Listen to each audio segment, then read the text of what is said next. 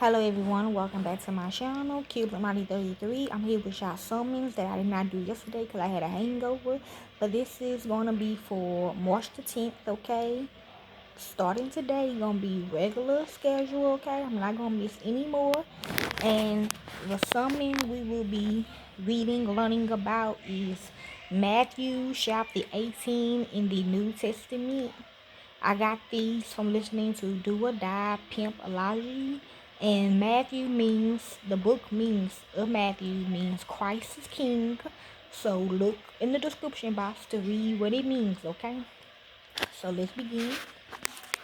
In that hour, the disciples came to Yeshua, saying, "Who then is greatest in the kingdom of heaven?" Yeshua called a little child to himself and set him in the middle of them, and said, "Most certainly I tell you, unless you turn and become as little children, you will in no way enter into the kingdom of heaven. Whoever therefore humbles himself as this little child, the same is the greatest in the kingdom of heaven. Whoever receives one such little child in my name receives me. But whoever causes one of the little ones who believe in me to stumble, it would be better for him if a huge millstone was hung around his neck, and that he was sunk in the depths of the sea. Woe to the world because of occasions of stumbling, for it must be that the occasion come, but woe to that person though whom the occasion comes. If your hand or your foot causes you to stumble, cut it off and cast it from you. It is better for you to enter into life maimed or crippled rather than having 2 hands or 2 feet to be cast into the eternal fire. If your eyes causes you to stumble, pluck it out and cast it from you. It is better for you to enter into life with one eye rather than having 2 eyes to be cast into the Jehannam of fire. See that you don't despise one of these little ones, for I tell you that in heaven their angels always see the face of my Father who is in heaven. For the Son of Man came to save that which was lost. What do you think? If a man has 100 sheep and one of them go astray, doesn't he leave the 99, go to the mountains, and seek that which he has gone astray? If he finds it, most certainly I tell you, he rejoices over it more than over the 99 which have not gone astray. Even so, it is not the will of your Father who is in heaven that one of these little ones should perish. If your brother sins against you, go show him his fault between you and him alone. If he listens to you, you have gained back your brother. But if he doesn't listen, take 1 or 2 more with you, that at the mouth of 2 or 3 witnesses every word may be established. If he refuses to listen to them, tell it to the assembly. If he refuses to hear the assembly also, let him be to you as a Gentile or a tax collector.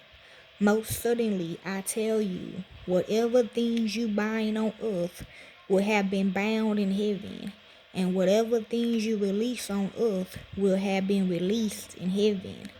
Again, assuredly, I tell you that if 2 of you will agree on earth concerning anything that they will ask, it will be done for them by my Father who is in heaven. For where 2 or 3 are gathered together in my name, there I am in the middle of them. Then Peter came and said to him, Lord, how often shall my brother sin against me, and I forgive him? Until 7 times? Yeshua said to him, I don't tell you until 7 times, but until 70 times 7. Therefore, the kingdom of heaven is like a certain king who wanted to reconcile accounts with his servants. When he had begun to reconcile, one was brought to him who owed him 10,000 talents. But because he couldn't pay, his Lord commanded him to be sold with his wife, his children, and all that he had, and payment to be made. The servant therefore fell down and knelt before him, saying, Lord, have patience with me, and I will repay you all.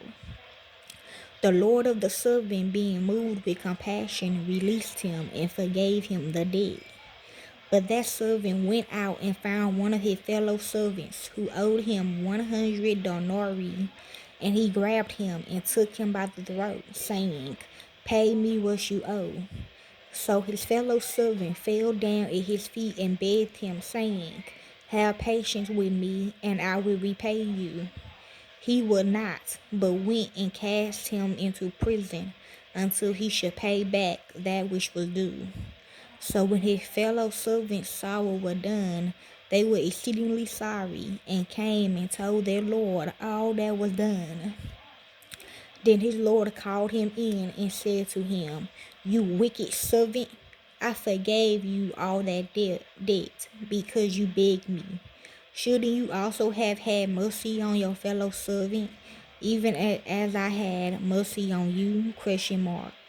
His Lord was angry and delivered him to the tormentors until he should pay all that was due to him. So my heavenly Father will also do to you if you don't each forgive your brother from your hearts for his misdeeds.